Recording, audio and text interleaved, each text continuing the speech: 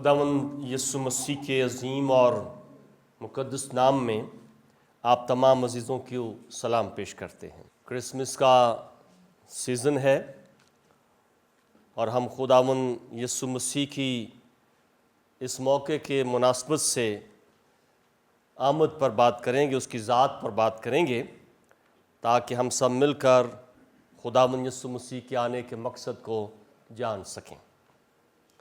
सो मेरे साथ खुदावंद के मुक़द्दस कलाम में से आप निकाल सकते हैं पौलुस रसूल की मार्फत लिखा गया फिलिप्पियों की कलीसिया के नाम ख़त, उसका 2 बाब और उसकी 5वीं आयत से 10वीं आयत तक तिलावत की जाएगी। यहाँ पर यूँ लिखा है, वैसा ही मिजाज रखो जैसा मसीह यस्सु का भी था। उसने अगरचे खुदा की सूरत पर था, खुदा के बराबर होने को कब्जा में रखने की चीज़ ना समझा, बल्कि अपने आप को खाली कर दिया और खादिम की सूरत इख्तियार की और इंसानों के मुशाबा हो गया और इंसानी शक्ल में ज़ाहिर होकर अपने आप को पस्त कर दिया और यहाँ तक फर्माबरदार रहा कि मौत बल्कि सलीबी मौत गवारा की। इसी वास्ते खुदा ने भी उसे बहुत सरबुलंद किया और उसे वो नाम बख्शा जो सब नामों से आला है, ताकि यस्सु के नाम पर हर एक घुटना टिके, ख्वाह आसमानियों का हो, ख्वाह ज़मीनियों का, ख्वाह उनका जो ज़मीन के नीचे हैं। खुदावंद के कलाम के पढ़े और सुने जाने पर खुदावंद की बरकत हो, आमीन। आज इस मौका पर हम खुदावंद यीशु मसीह के इस दुनिया में आने के मकसद की हकीकत को थोड़े वक्त में जान पाएंगे। और यहां पर जो पौलुस रसूल का बयान करने का अंदाज है वो सिर्फ और सिर्फ यीशु मसीह के दुनिया में आने के तौर पर या उसके तजस्सुम के तौर पर ही नहीं है, बल्कि वो यीशु मसीह के तजस्सुम से शुरू करके और उसको सलीब तक लेकर आता है। और तजस्सुम से पहले की जो हकीकत है वो उसे इलाही ज़ात के तौर पर बयान करता है। सो इसका मतलब है कि यीशु मसीह का इलाही ज़ात होना और फिर उसका तजस्सुम होना और फिर उसका सलीब पर जान देना, ये तीनों जो मराहिल हैं ये बहुत अहम और जरूरी हैं। इसलिए जब हम यीशु मसीह की पैदाइश को सही तौर पर जान जाते हैं तो हकीकत में हम यीशु मसीह के जान देने के मकसद को जान जाते हैं, क्योंकि यीशु मसीह का दुनिया में जो आना है वो इस मकसद को ही पूरा करने के लिए था कि वो इस नस्ल इंसानियत के लिए पैदा हो और इसी नस्ल इंसानियत की नजात के लिए सलीब पर जान दे। सो इसलिए यीशु मसीह के पैदा होने की जो खुशी है उसकी जो तकमील है वो यीशु मसीह के सलीब पर जान देने और फिर यीशु मसीह के मुर्दों में से जी उठने में पूरी होती है। और इसलिए हम इस बात को ईमान से कबूल करते हैं कि यीशु मसीह का दुनिया में आना दुनिया को नजात देने के लिए था और उसकी तकमील सलीब पर की गई। पौलुस रसूल बहुत ही क्लियर है इस बात में, और खास तौर पर जो फिलिपियों की कलीसिया के नाम ये खत लिखा गया है, ये खत बड़ा ही खुश आइन है। और इस खत को जब आप पढ़ते हैं तो इस खत के अंदर वो ऐसी ही बातों का जिक्र करता है। वो कहता है कि आपको खुश रहना चाहिए, आपको मसीह में एक रहना चाहिए और आपको मसीह में तरक्की करनी चाहिए, आपको मसीह में बढ़ना चाहिए, आपको मसीह में दुनिया के लिए एक नमूने के तौर पर पेश करना चाहिए। क्योंकि फिलिपियों की कलीसिया जो है ये पौलुस रसूल से बहुत मोहब्बत रखती थी और उसकी बात को ये बड़ा अंडरस्टैंड करती थी। पौलुस रसूल के साथ इनका बड़ा गहरा मसीही ईमान में मोहब्बत का जो रिश्ता है कायम था और वैसे भी ये एक अच्छी कलीसिया कहलाती थी अपने दौर में। तो पौलुस रसूल को जब ये पता चला कि इतनी खूबसूरत कलीसिया जो मसीह से मोहब्बत करती है, जिसका नमूना, जिसका चाल चलन दीगर कलीसियाएं समझती हैं, जो हमेशा कलीसिया खुश अखलाक नजर आती है और जिसने अपने आप को मसीह में पेश कर रखा है, जिसके अंदर से फर्मा बरदारी जो है वो झलकती है और मेरी सर्दी गर्मी धूप में वो बड़ी मदद करती है और बड़े ईमान की नीयत से वो खुदावंद के साथ चल रही है। पौलुस रसूल इस कलीसिया की बड़ी कद्र करता था। लेकिन याद रखें कि जहां पर खुदा अपना काम करता है या कर रहा होता है, वहीं पर मसाइल भी आ सकते हैं। सो यहां पर एक मसला पैदा हुआ दो अशखास के दरमियान, जिसकी खबर पौलुस रसूल तक पहुंची और उसे इस बात का बड़ा गम हुआ। उसने इस बात को बड़े गहरे तौर पर महसूस किया कि ये नहीं होना चाहिए।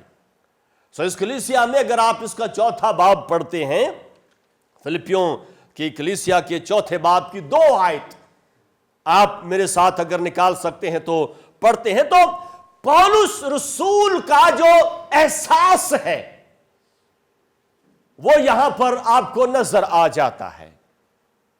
फिलिपियों के चौथे बाब की 2 आयत में लिखा है, मैं, ये पौलुस कह रहा है, मैं यूदिया को भी नसीहत करता हूं और सुनतखे को भी कि वो खुदावंद में क्या करें, खुदावंद में यक दिल रहें और ऐ सच्चे हम खिदमत तुझसे भी दरख्वास्त करता हूं कि तू उन औरतों की मदद कर, क्योंकि उन्होंने मेरे साथ खुशखबरी फैलाने में क्लेमेंस और मेरे उन बाकी हम खिदमतों समेत जान फशानी की, जिनके नाम किताबे हयात में दर्ज हैं।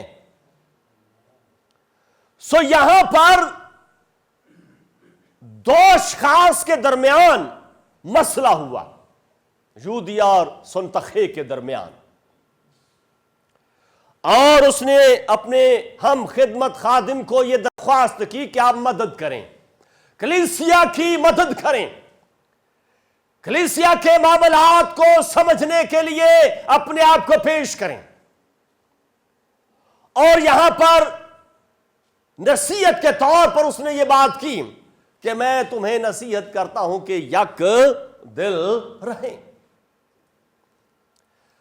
सो खुदावन का बंदा पौलुस रसूल इस बात की ख्वाहिश रखता था और करता है कि कलीसिया मसीह में अगर बढ़ रही है, मसीह की मोहब्बत में कायम हो रही है, तो उन्हें मसीह की दिल जमाई में यक दिल रहने की जरूरत है। और यीशु मसीह के दुनिया में पैदा होने का मकसद भी यही था कि दुनिया ईमान लाए और मसीह यीशु के वसीले से निजात पाए, ताकि वो यक दिल रहें।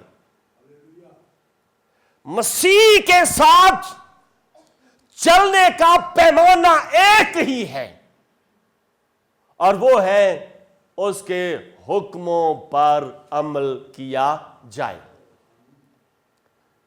यूहन्ना अपने पहले खत के दूसरे बाब में यह खास नसीहत करता है कि अगर तुम खुदा के साथ मोहब्बत रखते हो तो उसका पैमाना यह है कि तुम उसके हुक्मों पर क्या करो, अमल करो।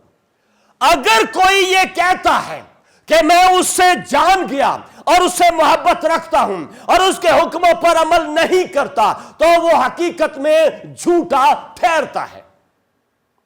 और पौलुस रसूल यही ईमान रखता है कि फिलिपियों की कलीसिया के अंदर यगानगत कायम रहे, मोहब्बत कायम रहे, यकदिली कायम रहे।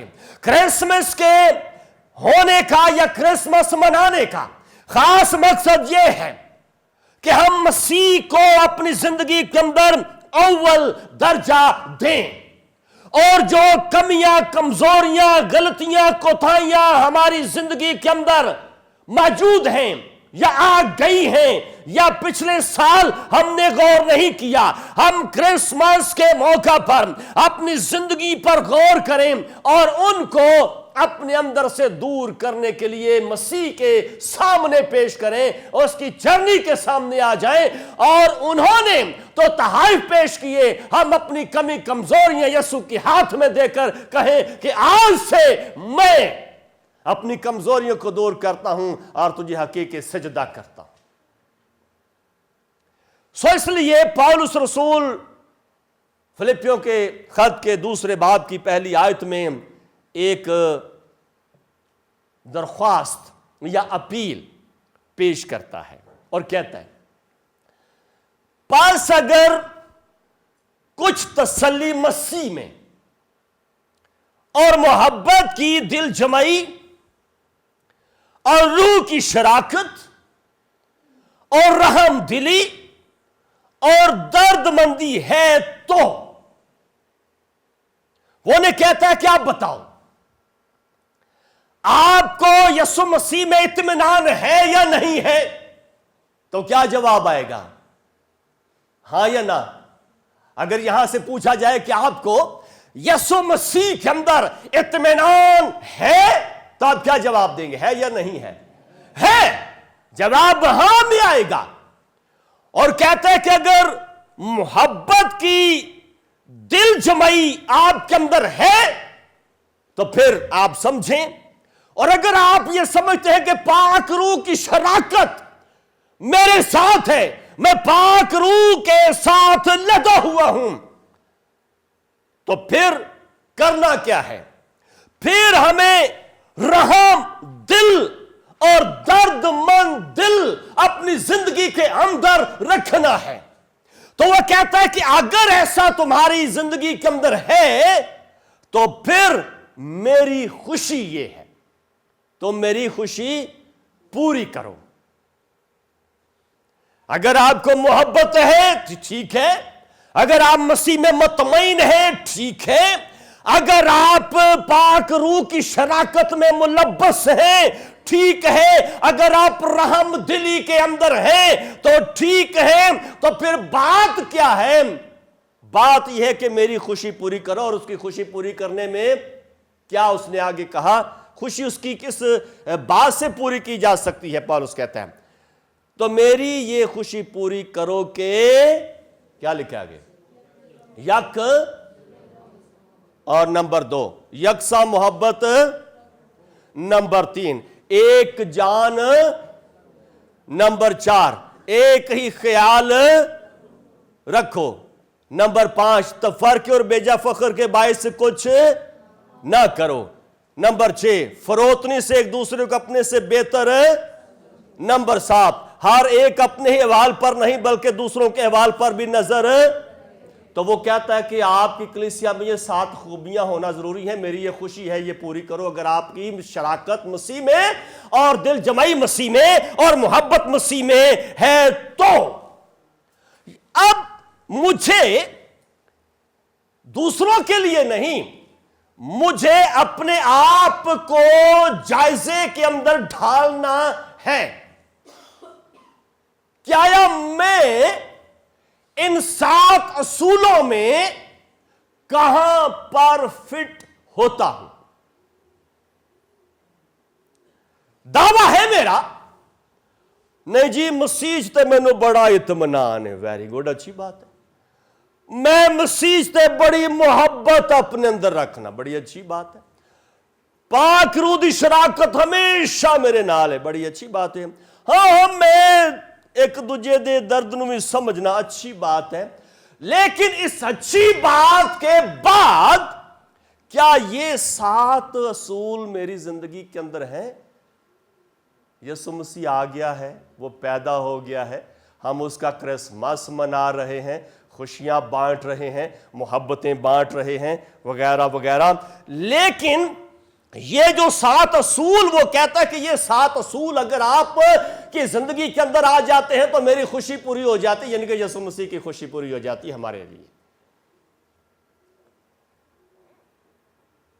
तो इन बातों को वो कलीसिया के सामने, फिलिपियों के सामने रखता हुआ एक इलाही जात का नमूना रखता है। वो कहता है पहले इस बात को समझ लो, फिर अगली बात करता हूं। तो वो पहले ये बात समझाकर फिर अगली बात करता है अपने निजात दहिंदा के तौर पर। वो कहता भी देखो आप कितने बड़े हो, लेकिन जाहिर है मेरी तरह उनके पास जवाब नहीं है। तो वो कहता है कि वैसा ही मिजाज रखो जैसा उस जैसा मिजाज रखो जिसको तुम मानते हो, जिस पर तुम ईमान रखते हो, जिसके बारे में तुम कहते हो कि हमें उसमें इत्मीनान है, मोहब्बत है, रूह की शराकत है।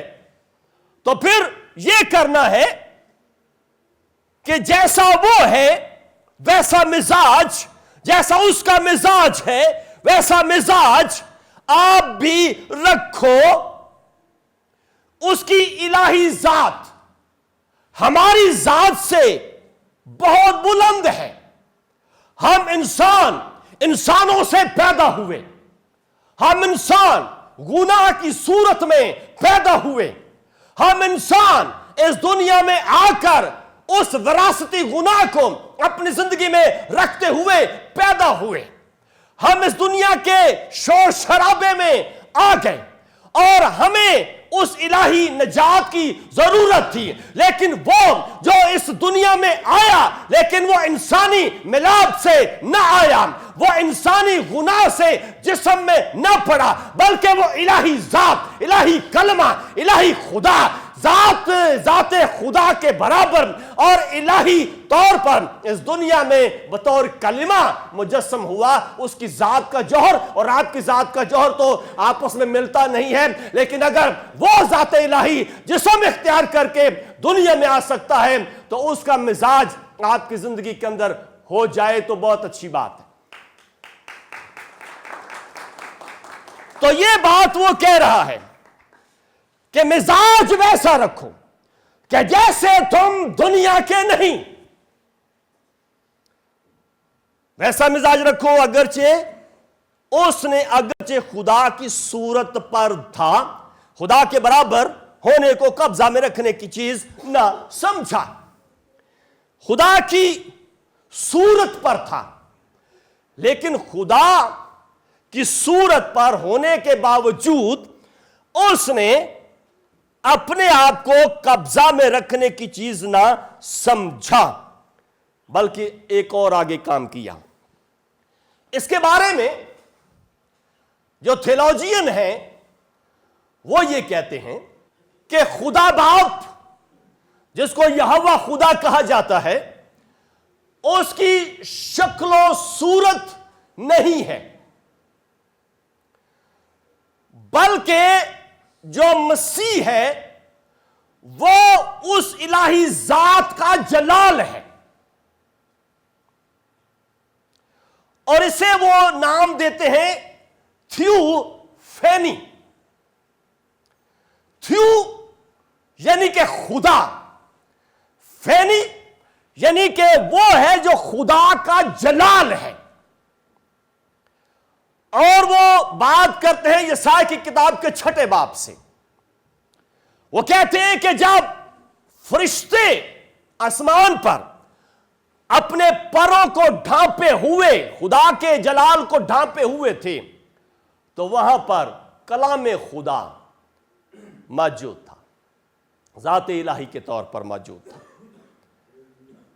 और इसलिए वो कहते हैं कि यहां पर जो पौलुस बात करता है वो उस एंगल से बात करता है, नजरिया थियोफैनी के एंगल से बात करता है कि अगरचे यीशु खुदा की सूरत, यानी कि यीशु मसीह खुदा की सूरत का मतलब है कि यीशु मसीह खुदा का जलाल था, लेकिन यीशु मसीह ने अपने आप को उस हद तक बाउंड्री में नहीं रखा, कब्जे में नहीं रखा, बल्कि यीशु मसीह ने इंसानी शक्ल इख्तियार करके बाप के जलाल को दुनिया में जाहिर कर दिया है।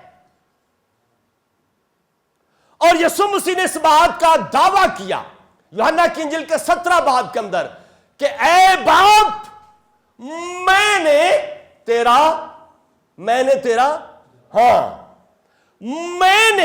तेरा जलाल, क्योंकि मैं तेरे जलाल में था और अब मैं दुनिया में एज ए तजस्सुम आया, तो यहां पर आकर मैंने तेरा क्या जलाल जाहिर कर दिया है। अब ऐ बाप, मैंने तेरा जलाल इस दुनिया में जाहिर कर दिया है, लेकिन बाद में फिर तू मुझे अपने जलाल में दाखिल कर देना। हालेलुया। वो जलाल में से आया, जलाल को जाहिर किया और वापस उसने कहा कि मैं वापस तेरे जलाल में फिर दाखिल हो जाऊंगा। इसलिए बाइबल यह कहती है कि यीशु मसीह आज कल बल्कि अब तक यकसा है। इब्तिदा में कलाम था और कलाम खुदा के साथ था, वही कलाम खुदा था। तो पौलुस रसूल ये बात करता है कि उसने अपने आप को कब्जे में रखने की चीज ना समझा, बल्कि अपने आप को क्या कर दिया? खाली। क्या कर दिया? खाली कर दिया और खादिम की सूरत इख्तियार की और इंसानों के मुशाहबे हो गया। बहुत सारे लोग कहते हैं कि यीशु मसीह, जब पौलुस कहता है कि वो इंसानों के मुशाबा हो गया, तो वो जाते इलाही से जुदा हो गया, जाते उलूहियत से जुदा हो गया। अगर हम ये मान लें कि यीशु मसीह जाते उलूहियत से जुदा हो गया, तो फिर उसे किसी बात की आइंदा की खबर नहीं होनी चाहिए, जैसा कि हमें नहीं होती। हमें अपने मरने के दिन का पता, हमें अगली घड़ी का पता, आने वाले वक्त में क्या होगा नहीं है। आप घर से क्या सोच कर आए हैं नहीं है। अच्छा, अगर यीशु मसीह जमीन पर आकर इंसानों के मुशाबा हो गया और वो कहते हैं कि हकीकत में वो जाते इलाही से जुदा हो गया, तो फिर यह नहीं होना चाहिए। दरअसल यीशु मसीह इंसानों के मुशाबा हुआ, लेकिन जाते इलाही से जुदा नहीं है। वो इलाही जौहर से अलग नहीं है। खुदा बाप का जौहर और यीशु मसीह का जौहर एक है। इसलिए हम कहते हैं कि यीशु मसीह कामिल इंसान और कामिल खुदा। आमीन। यीशु मसीह कामिल खुदा, यीशु मसीह कामिल इंसान। यीशु मसीह की जात का जौहर आसमान पर एक और यीशु मसीह की जात का जौहर जमीन पर एक है। इसलिए यीशु मसीह ने कहा कि जिस तरह मैं बाप में हूं और बाप मुझ में है, जिसने मुझे देखा, जिसने, आवाज नहीं आ रही, जिसने मुझे देखा उसने बाप को देखा, क्योंकि मैं बाप में से निकला और दुनिया में आया। इसलिए वो लोग इस बात को अंडरस्टैंड कर लें जो ये कहते हैं कि ये यीशु मसीह जब इंसान बन गया तो उसका जौहर अलग हो गया और खुदा का जौहर अलग हो गया, उसकी जात अलग हो गई और वो अलग हो गया। ये बात बाइबल के मुनाफी है। सो इसलिए वो जात जब इंसान बन गया, इंसानों के मुशाबह हो गया, इंसानी शक्ल इख्तियार की, तो अपने आप को क्या कर दिया? पस्त। ये आजिज़ी की बात है, हलीमी। आजिज हो गया, हलीम हो गया, फरोतन हो गया। अपने आप को उसने इंसानों के बराबर कर लिया। इलाही जात इंसानों के बराबर हो गई। और हम, पौलुस जो नसीहत कर रहा है वो ये कर रहा है, आप क्या हो? जब वो आजिज हो सकता है, जब वो हलीम हो सकता है, जब वो पस्त हो सकता है, तो फिर आप क्यों नहीं हो सकते? और यहां तक पस्त हो गया कि मौत कबूल कर ली। सिर्फ मौत कबूल नहीं की, बल्कि सलीबी मौत कबूल कर ली। यहां तक आजिज हो गया, हलीम हो गया, इंसानों के मुशाबा होकर कि उसने मौत ही कबूल कर ली, बल्कि सलीबी मौत ही कबूल कर ली। सो आजिज़ी, इंकसारी, मोहब्बत, दिल जमाई, पाखरों की शनाख्त, अपने आप को कम करके दूसरों को बेहतर समझना, यह आला रुतबे की अजीम मिसाल है। यह आला रुतबे की अजीम मिसाल है। अगर हम मसीह में अपने आप को किसी दर्जे पर रखना चाहते हैं, तो यह पौलुस रसूल ने हमें नसीहत करके नमूना दिखाया है। और फिर उसने कहा कि हुआ क्या, इसी वास्ते खुदा ने भी उसे बहुत बहुत सरबुलंद किया। और फिर दूसरी बात, वो नाम, हाँ, बहुत सरबुलंद किया और उसे वो नाम जो सब नामों से, कितने नामों से? सब नामों से आला है। यहां पर उसने उसकी जो बाउंड्री है उसको वसी कर दिया कि नाम बहुत से हैं। रुए जमीन पर किसी नबी को, किसी पैगंबर को, किसी मुकद्दस को, किसी मुहद्दिस को, किसी औलिया को, किसी फकीर को, किसी अदीब को, किसी फिलासफर को वो नाम नहीं मिला, वो उस मकाम पर नहीं पहुंचा जो मकाम यीशु मसीह को मिला। यीशु मसीह का मकाम आसमान और जमीन को एक कर देता है और यह दुनिया में कोई और ना कर सका। यीशु मसीह के मकाम ने इस इंसान और उस खुदा के दरमियान मिलाप करा दिया और यह कोई ना कर सका। यीशु मसीह ने इंसान की माफी के लिए खुदा बाप के हुजूर अपनी जान सलीब पर दे दी और यह कोई भी ना कर सका। जो कुछ यीशु मसीह ने किया वो उसके आला नाम होने की निशानदही करता है। इसलिए यीशु मसीह जाते इलाही इब्ने मरियम, खुदा का बेटा, कलाम मुजस्सम दुनिया में आया ताकि दुनिया उस पर ईमान लाए और सिर्फ उस पर ईमान लाए, हलाक ना हो बल्कि हमेशा की जिंदगी पाए। क्योंकि उसका दर्जा, उसका मकाम, उसकी हैसियत, उसका रुतबा आसमान और जमीन को एक कर देता है। और इसलिए पौलुस कहता है कि यीशु मसीह ने वो काम किया जो दुनिया का कोई शख्स ना कर सका, और इसे इसलिए वो नाम बख्शा गया जो सब नामों से आला है। और इसलिए यीशु मसीह आज आसमान पर मौजूद है, क्योंकि वो जलाल में से आया और जलाल में वापस चला गया, और कलीसिया को जलाल में वापस लेकर जाएगा।